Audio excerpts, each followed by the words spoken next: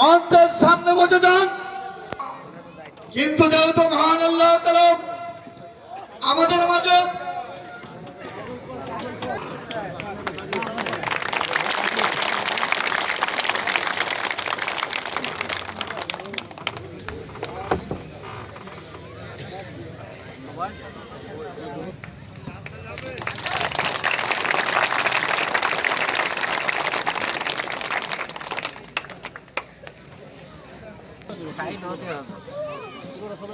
একটু পিছিয়ে আসো তো ব্রো। আমি সকল ওয়ার্ড সভাপতিকে নির্দেশ আসন চেয়ারগুলো এখনো ফাঁকা আছে পিছনে। আমাদের মূল প্রোগ্রাম শুরু হবে। মোহাম্মদ ফিরোজ উদ্দিন, মোহাম্মদ ফিরোজ মাহমুদ।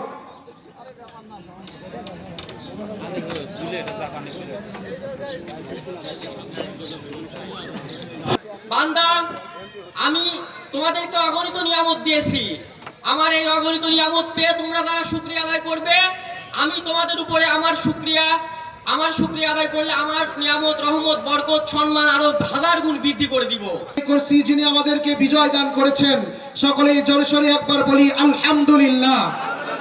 বিশ্বনবীর শানে দরুদ পেশ করছি সাল্লাল্লাহু আলাইহি ওয়াসাল্লাম। বিগত সরকারগুলোর কাছ থেকে আজকে 54 বছরের মধ্যে আমরা কিছুই পাই নাই। যত কিছু আসছে সবাই বলে কি সব লুটপাট হয়ে গেছে।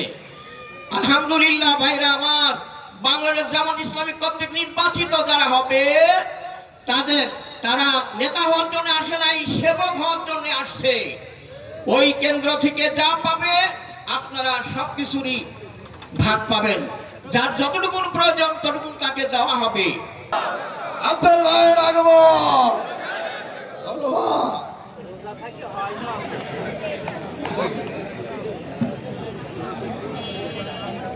মঞ্চ ভূমিষ্ঠ নেতৃবৃন্দ, প্রিয় সাংবাদিক ভাইরা, প্রশাসনের ভাইরা, প্রিয় এলাকাবাসী, আসসালামু আলাইকুম ওয়া রাহমাতুল্লাহি ওয়া বারাকাতুহু। আল্লাহ পাক ঘোষণা করেছেন, ইন্না সলাতি ওয়া নুসুকি ওয়া মাহিয়ায়া ওয়া মামাতি লিল্লাহি রাব্বিল আলামিন। আমার নামাজ, আমার কুরবানি, আমার জীবন, আমার মরণ সকল কিছু কার জন্য?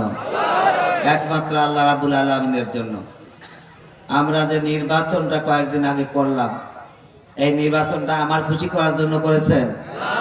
হ্যাঁ, এই নির্বাচনটা করেছে এই জমিনে আল্লাহর বিধান কায়েম করার জন্য। আমরা নির্বাচন করেছি এই জমিন থেকে সকল অন্যায়কে উচ্ছেদ করার জন্য, এই জমিনটাকে চাঁদাবাজ মুক্ত একটা জমিন বানানোর জন্য। এই কাজ করলে কে খুশি হয়? তাহলে এই নির্বাচন করেছি কার খুশির জন্য? আমরা যে বিজয়ী হয়েছে, এই বিজয়ী হওয়ার কারণ আল্লাহকে খুশি করা, তাই না? এখন প্রিয় উপস্থিতি, আমি নির্বাচিত হয়ে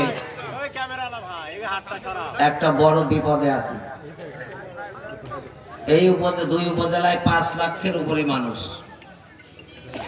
আমার দায়িত্ব সকলের অধিকার সকলের কাছে সঠিকভাবে পৌঁছে দেওয়া। এইটা যদি না করতে পারি, আল্লাহর খুশি অর্জন করা কঠিন। আল্লাহর খুশি অর্জন করা যাবে না। এজন্য আমার দলীয় ভাইদের চাহিদা আগে পূরণ করতে হবে না সাধারণ জনগণের? হ্যাঁ, আমি অনেক সময় আমার অনেক দলীয় ভাই তো অসন্তুষ্ট হয়। আমি যখন দেখেছি কোনো সাধারণ মানুষ, কোনো মুরব্বী মানুষ আমার সাথে একটু মুসাফা করতে আসে, আমি মনে করি আমার এই দলীয় ভাইয়ের সাথে হয়তো আর এক সময় দেখা হবে, কিন্তু এই মুরব্বীর সাথে আমার আর এক সময় দেখা নাও হতে পারে। এজন্য ভাইদের বলবো, আপনারা কেউ কষ্ট পাবেন না, তাই না? আমি এখন শুধু বাংলাদেশ জামাত ইসলামীর দায়িত্বশীল নয়, আমি এই 2 উপজেলার 5 লক্ষ মানুষের প্রতিনিধি। কিয়ামতের কাঠগড়ায় দাঁড়ায় আমাকে এই 5 লক্ষ মানুষের জন্য আল্লাহর কাছে জবাবদিহি করতে হবে। এজন্য আমাকে কোনো সদনপ্রীতি বাদ দিয়ে সবাইকে সমান মানুষ হিসাবে দেখতে হবে। তা যদি আমার সেই কাতারে সৈয়দ মেহেদী আহমেদ রুমি ভাই থাকে, তার প্রতিও সেই অধিকার থাকবে, একজন সাধারণ মানুষের প্রতি সেই অধিকার থাকবে। কি আপনারা কি বলেন? আমি এজন্য বলতে চাই, নির্বাচনের 12 তারিখে রেজাল্ট হওয়া পর্যন্ত যারা আমার বিপক্ষে নির্বাচন করেছে তারা প্রতিপক্ষ ছিল। রেজাল্ট হওয়ার পরে এখন সবার প্রতিনিধি আমি। এজন্য তাদের প্রতি কেউ ঘৃণা করবেন? তাদেরকে ভালোবাসা দিয়ে বুকে টেনে নিতে চাই আমি সকলকেই মনে করি আমি সবার প্রতিনিধি। আমি মনে করি সবার জন্য আল্লাহর কাছে আমাকে জবাবদিহি করতে হবে। যে সকল ভাইরা আমার প্রতিপক্ষ ছিলেন, আমি আপনাদের বুকে টানে নিয়ে এই খুকসা এবং কুমারখালীকে একটা উন্নত খুকসা কুমারখালী বানাতে চাই। আমি কারোর প্রতি বিদ্বেষ দেখাতে চাই না। আমি সবার জন্য আল্লাহর কাছে জবাবদিহির যোগ্য হিসাবে আমি যেন আল্লাহর কাঠগড়ায় যেতে পারি সেই চেষ্টা করবো, নাকি? প্রিয় উপস্থিতি, সেই সাথে বিভিন্ন জায়গায় আমরা লক্ষ্য করতেছি আমাদের ভাইদের উপরে আক্রমণ করা হচ্ছে, মারধর করা হচ্ছে, বাড়িঘর ভাঙচুর করা হচ্ছে। আমি ভাইদেরকে বলবো, নির্বাচিত হওয়ার পরে ফয়সালা দেওয়ার মালিক তো আল্লাহ। আপনারা কেন ভাইদেরকে কষ্ট দিচ্ছেন? আজকে শেখ হাসিনা ক্ষমতায় ছিল, আওয়ামী লীগের ভাইরা ক্ষমতায় ছিল, তারা অনেকের প্রতি নির্যাতন করেছে। 16 বছরের প্রায় 12 বছর বাড়ির বাইরে ঘুমাইছি, ঘরে ঘুমাতে পারি নাই, সন্তানদের মুখ কেন ভালো করে দেখতে পারি নাই। অনেকে জিজ্ঞেস করেছে, ভাই আপনার ছেলে মেয়ে কয়টা? আমি একটু হেয়ালি করেই বলেছি 3টা। বলে কত? আমি একটা এত বড়, একটা এত বড়, আর একটা এত বড়। বলে ছেলে মেয়ের এত বড় দেখায়, এইরকম তো দেখায় না। আমি তাদের বলেছি, ভাই আমি তাদের দাঁড়াইয়ে এ পর্যন্ত দেখি নাই, কারণ বাড়ি যেতে পারি না, বাড়িতে ঘুমাতে পারি না। এক গেট দিয়ে বাড়িতে ঢুকলে গেটের পিছনে তাকায় দেখে পুলিশ আছে, হানা দিচ্ছে। আমরা বাড়িতে ঘুমাতে পারি না। 5ই আগস্ট যদি না হতো, এই বাড়িতে ঘুমাতে পারতাম নাকি? 5ই আগস্ট যদি না হতো, আমাদের সাবেক প্রধানমন্ত্রী, মাননীয় প্রধানমন্ত্রী, যার প্রতি বাংলাদেশের সকল মানুষ আমরা সবাই শ্রদ্ধা করি, যাকে, তার জানাজায় তার সন্তান কি উপস্থিত হতে পারতেন? তার জানাজা করার সৌভাগ্য যাদের হতো না। আমরা গত 17 তারিখ খুব কষ্টের সাথে লক্ষ্য করলাম, আমাদের 2টা শপথ হওয়ার কথা ছিল সংসদ সদস্যদের। একটা হচ্ছে জাতীয় সংসদ সদস্য হিসাবে, এবং জাতীয় সংসদের সদস্যরা হবে সংস্কার কমিশনের সদস্য। তারা সংবিধান সংশোধনের জন্য তারা ভূমিকা রাখবে, কাজ করবে। এজন্য সংস্কার কমিশনের সদস্য হিসাবে আমাদেরকে সংসদে শপথ দিতে হবে।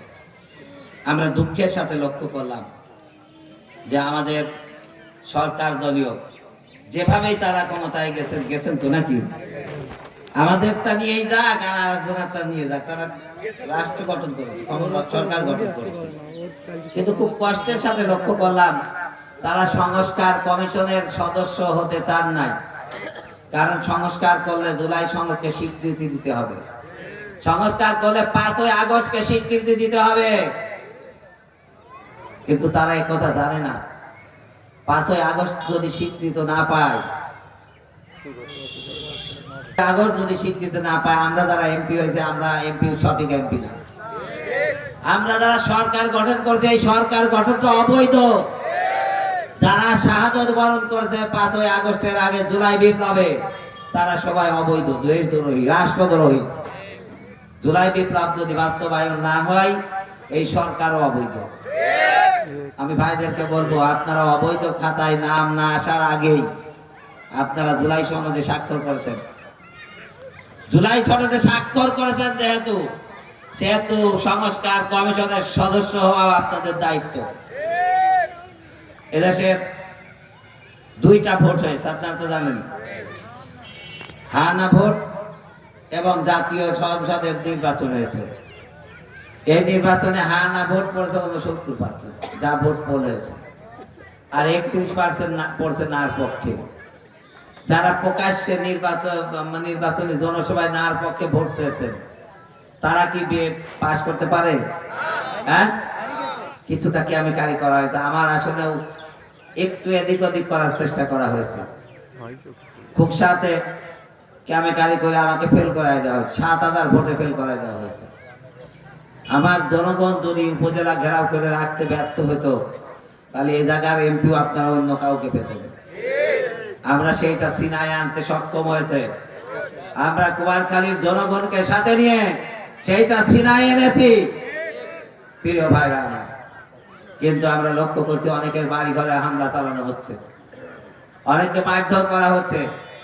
আমি ভাইদেরকে বিনীতভাবে অনুরোধ জানাবো, একই এলাকায় আপনিও বাস করবেন, আমিও বাস করবেন, কেন এই হানাহানি করবেন? আসেন না, আমরা সবাই মিলে এই দেশটা গড়ি। এই দেশটার অর্থনৈতিক অবস্থান তো একেবারে তলানিতে, দেশের চিকিৎসা ব্যবস্থা নাই, ছাত্রদের শিক্ষার কোনো মান নাই। এই অবস্থায় যদি আমরা হানাহানি মারামারি করি, তাহলে এই দেশটা কি ভালো দেশ হিসাবে গড়া যাবে? আমার আমির জামাত স্লোগান দিয়েছেন, চলো একসাথে করি বাংলাদেশ। আমরা একসাথে এই বাংলাদেশটা গড়তে পারবো না? আমরা সবাইকে আহ্বান জানাই যে আমরা বাংলাদেশটাকে পরিচ্ছন্ন সুন্দর বাংলাদেশ হিসাবে আসেন করার কাজে সবাই কাঁধে কাঁধ মিলিয়ে কাজ করি, এটা আমাদের আহ্বান। কিন্তু ভাইরা আমার, এটা বিনীত আহ্বান। এই আহ্বানকে দুর্বলতা ভাবলে আপনারা বুকার স্বর্গে বাস করেন। জামাত ইসলামী কোনো দুর্বল সংগঠন নয়, জামাত ইসলামী কারোর কাছে মাথা নত করা সংগঠন নয়। আমরা ততক্ষণ পর্যন্ত বরদাস্ত করব যতক্ষণ পর্যন্ত আপনারা আমাদের গায়ে হাতটা তুলবেন। আমরা দোয়া করি আপনাদের জন্য।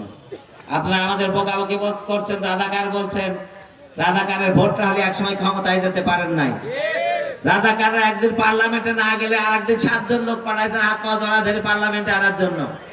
সেই তারা এখন রাজাকার, সাথে থাকলে সঙ্গী আর মতের বিপক্ষে গেলে জঙ্গি। আমরা এখন জঙ্গি হয়ে গেছি।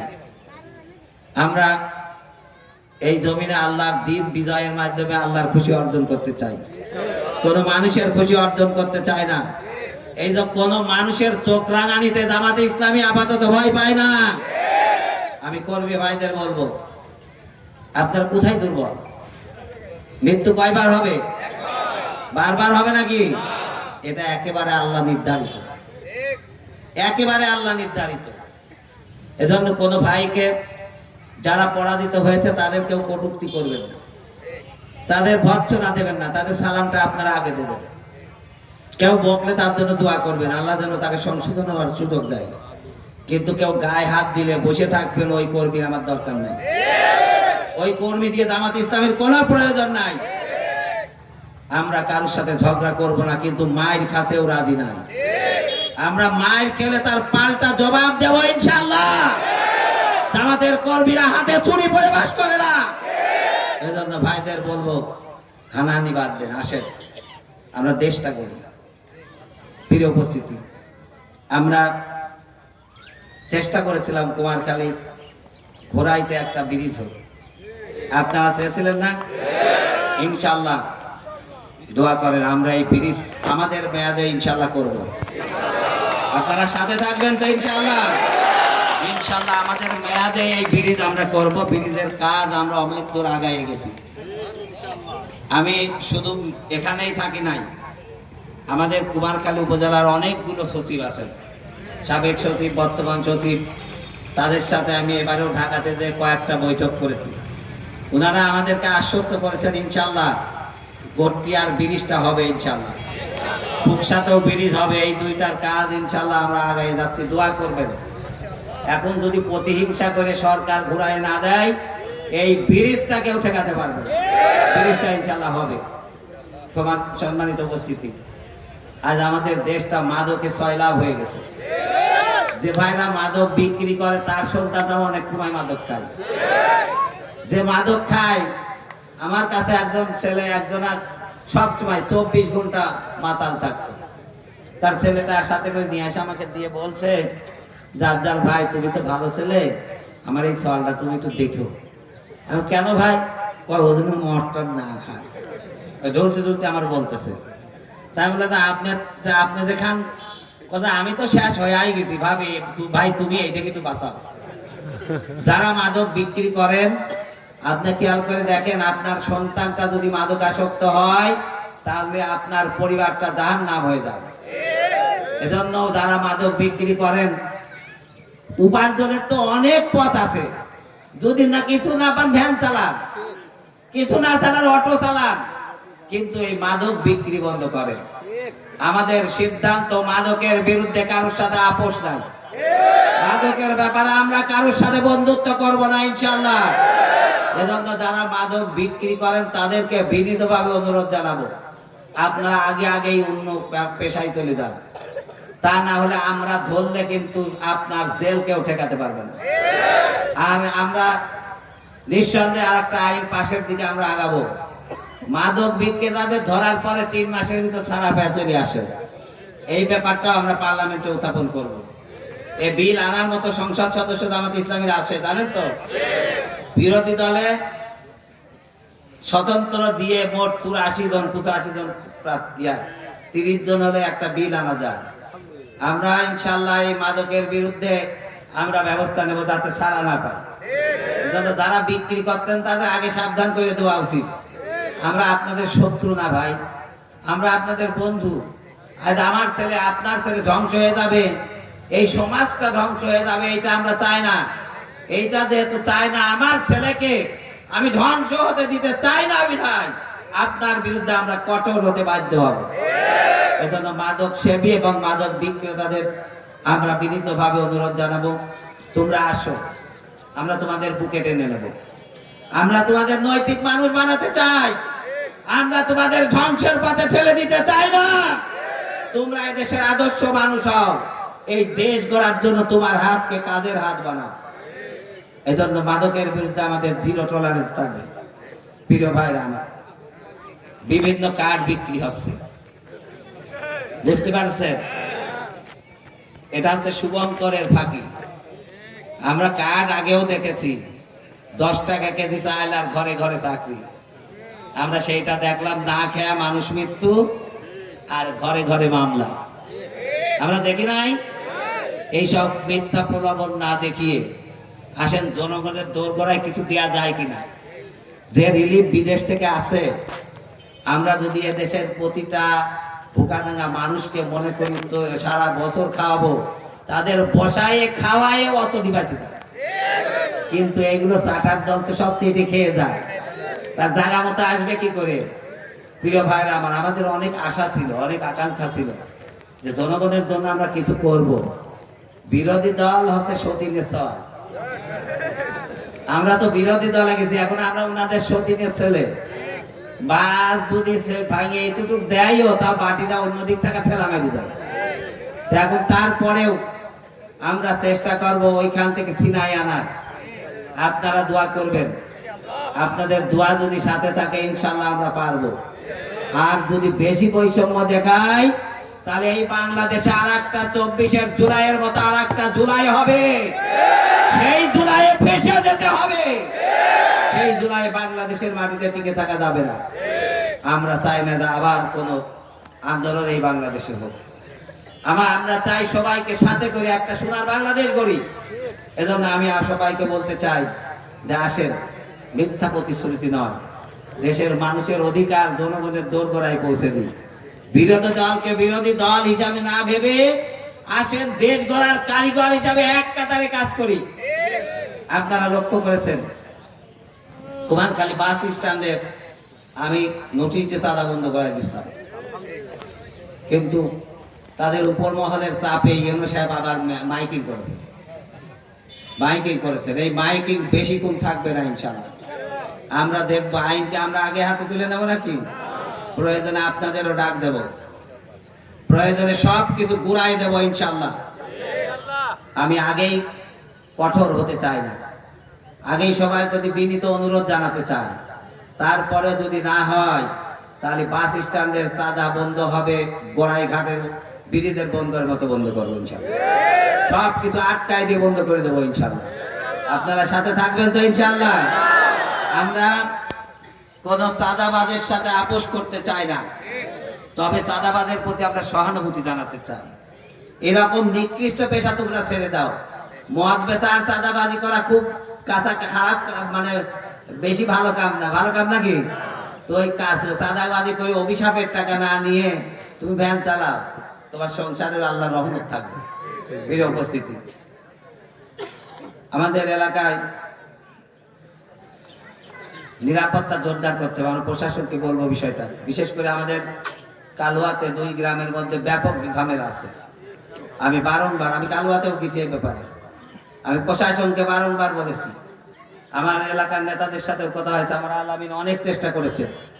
আমি সেনাবাহিনী অফিসারের সাথে কথা বলেছি, আমি খুলনার ডিআইজির সাথে কথা বলেছি, আমি এসপির সাথে কথা বলেছি, ডিসি সাহেবের সাথে কথা বলেছি। তারা ক্যাম্প দিতে ব্যর্থ হয়েছে, কিন্তু বারংবার এখানে কিন্তু পুলিশ পাহারা দিয়েছে, আর্মি আসার ব্যবস্থা করা হয়েছে। আমি আল্লাহর রহমতে আপনারা দোয়া করবেন। আমি চেষ্টা করব 2 গ্রামের মানুষদেরকে একতাবদ্ধ করা। যদি না পারি সেখানে প্রশাসনিকভাবে সেখানে শান্তি আনার জন্য চেষ্টা করব। কালুয়ার ভাইদেরকেও বলবো আপনারা সহানুভূতি হন, সহানুভূতিশীল হন, একে আর একজনের প্রতি মহব্বত করুন, দেখবেন আপনাদের গন্ডগোল মিটে যাবে। নিজের দোষটা যদি নিজে ধরেন তাহলে আর একজনের দোষ ধরা যায়? নিজের দোষ ধরেই শেষ করতে পারবেন না, অন্যজনের দোষ ধরতে পারবেন না। এজন্য বের কালুয়ার ভাইদেরকে বলবো আপনারা গ্যাঞ্জাম গন্ডগোল মিটিয়ে যদি মনে করেন আমাকে ভাই হিসাবে পাশে চান, আমি আপনাদের সাথে থেকে যা করার দরকার আপনাদের সাথে থেকে করব, তবু কোনো হানাহানি দরকার নাই, নাকি? আমি চাই না আমার এই খোকসা কুমারখালীতে যে দলের মানুষই হোক, যে শ্রেণী পেশার মানুষই হোক, কারোর মধ্যে অশান্তি থাকে, এটা আমি চাই না। আমি আপনাদের প্রতিনিধি হিসাবে আমি প্রশাসনের সাথেও কথা বলবো। প্রিয় ভাইরা আমার, আমাদের এখানে অনেক জলাবদ্ধ জমি আছে। কেবল আসলাম তো, আমি অনেক জলাবদ্ধ জমি আমি তো 5 আগস্টের পরে আমি সেখানে পানি নিষ্কাশনের ব্যবস্থা করেছি, কিন্তু আমার কাছে মনে হচ্ছে নির্বাচিত হওয়ার আগেই ভালো করেছিলাম।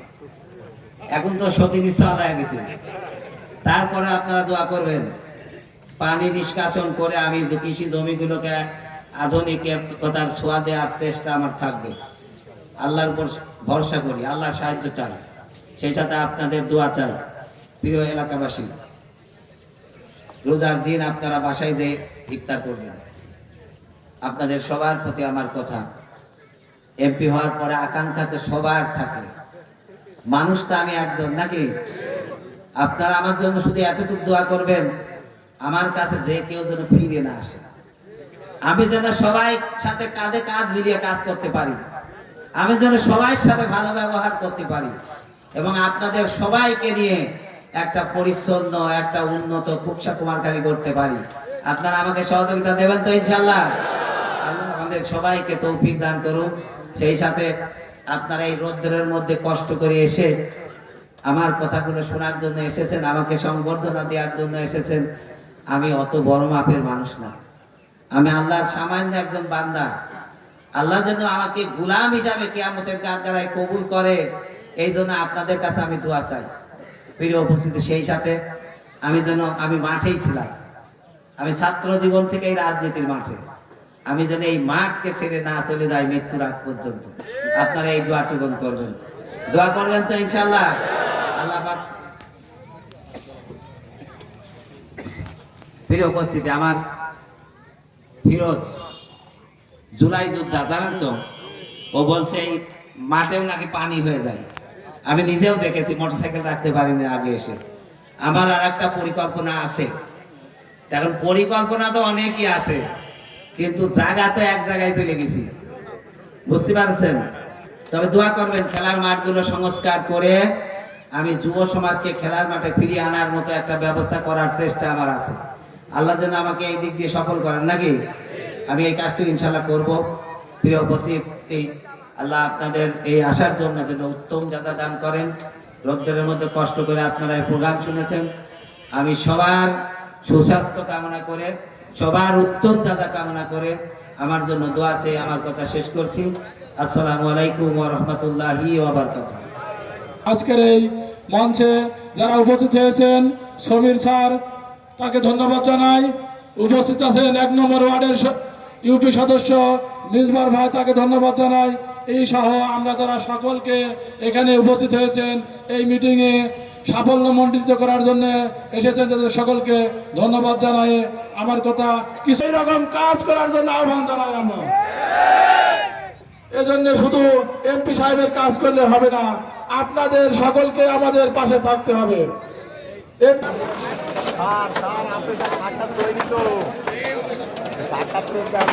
মন ভালো লাগবে না।